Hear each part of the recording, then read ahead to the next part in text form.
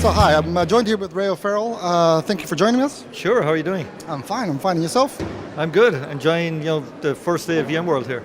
Okay. So in the multi-cloud strategy that Pat talked about in his keynote, what would be, the biggest takeout for our customers?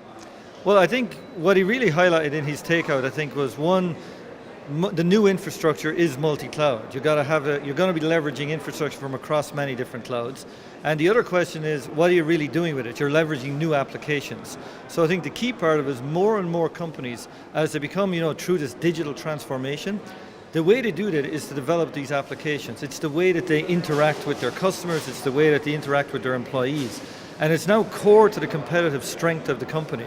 One company will be better than another company because those applications are better, they're easier to use, customers can engage with the company more easily because of those. So it's not some separate thing, it is core to the actual success of the company.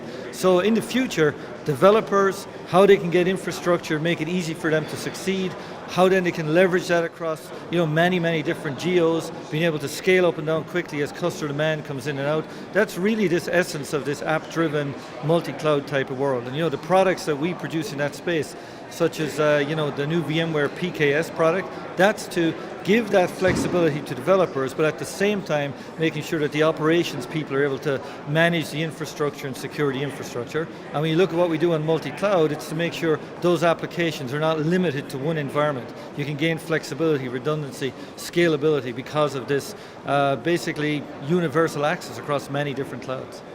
So we're seeing in the lifetime of IT, we've seen centralization, decentralization, and now we're focusing on edge, bringing stuff to the edge. So how would that look like for retail, for example? So I think when you consider this question of the so-called move to the edge, it can be misinterpreted as saying everything is going to come back out of the cloud to the edge.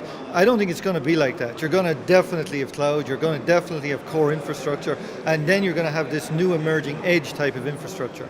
And that edge infrastructure really has a model which is very close to something physical. How do I measure something in the real world? And then typically has some local compute to do something with that. So in the case of retail, as an example, one of the things you want to really do is figure out, well, when a customer enters a store, where are they spending their time? Do you think they're happy in terms of what they're seeing when they're looking at different displays and so on? When they purchase something, if they're using a phone or something to do that, is that an easy way for them to do that? So that's one part of where edge would come into play. Sensors, cameras, ways of understanding the customers enter the store. Who are they? How can I give them service which is very personalized to them? I think what's interesting in that and where you're going to see two ways emerging there is in one case that type of information will be sent to a cloud, decisions will be made and sent back to the store. And that's pretty good for if you want to know who just entered the store.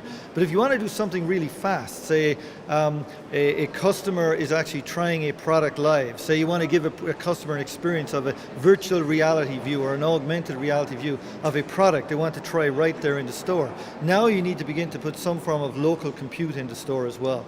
And I think that's where you're really going to see this kind of micro data center at the edge beginning to appear. And from a VMware point of view, that still needs to be secured, that still needs to be updated, patched and managed, and that's where we see this new type of infrastructure emerging, which is an opportunity for us to be able to say, you can leverage the experience you have with VMware over the last decade to be able to do the same now out at the edge. So one of the things that we're seeing as well, and one of the researches that was just done in Europe, is that a large portion of customers are talking about full automation, but are actually not doing it.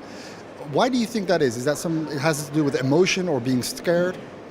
So I think it's, I'm not sure look, in the end, a company has to offer great customer service. And if they can offer a great digital experience that meets the needs of their customer, and that is a highly automated process, then that's all good. The relationship with the customer is strengthened, everything is good.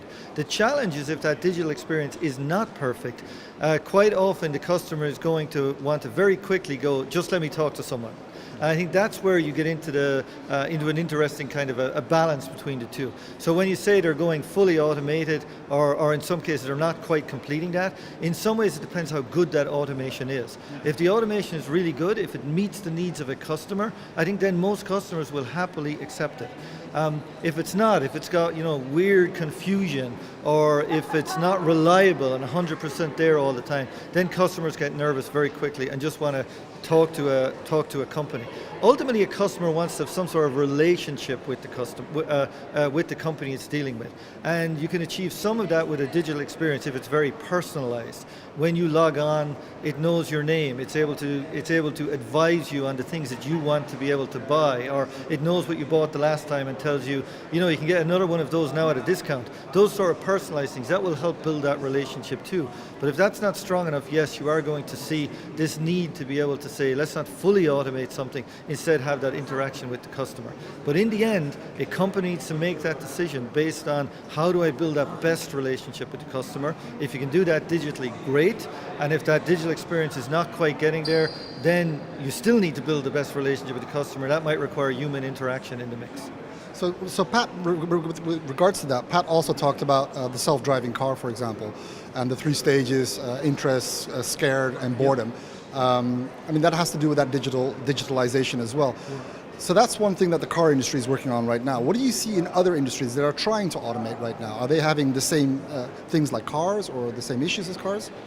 I think when you look at how different industries, leverage new digital technologies in new and interesting ways, most of what's going on today is around communication with the customer, or in some ways the phrase is customer intimacy, understanding the customer, right? And so a lot of it is around that. When you purchase something on a website and the website is able to advise you, or recognizes what you've bought before, or even knows what your friends have bought, and are able to give you some sort of advice on that as well. So you get these new emerging type of technology, which are all around understanding what you want. The challenge there is, how do you get it just right? In some ways, in the case of the automated car, just right is safety, right? That's ultimately what it's focused on. Now, I might like to drive a car faster. I might like the fun of driving along, a twisty freeway or highway or something like that. But the ultimate goal of the automated car is safety, and that's what it's trying to do with just right.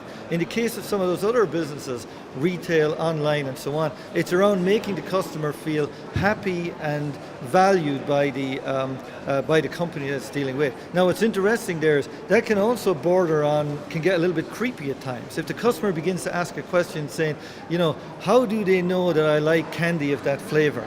And it kind of begins to make them think a little bit about, what's this relationship with the company and so on. So it has to be really carefully worked on just to get right.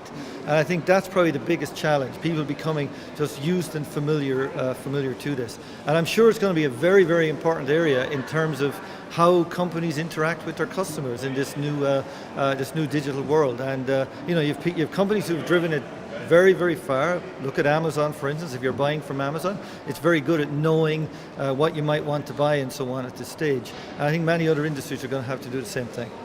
Okay. Thank you very much for your time, and have a great VMworld. Thank you. Thank you. Thanks.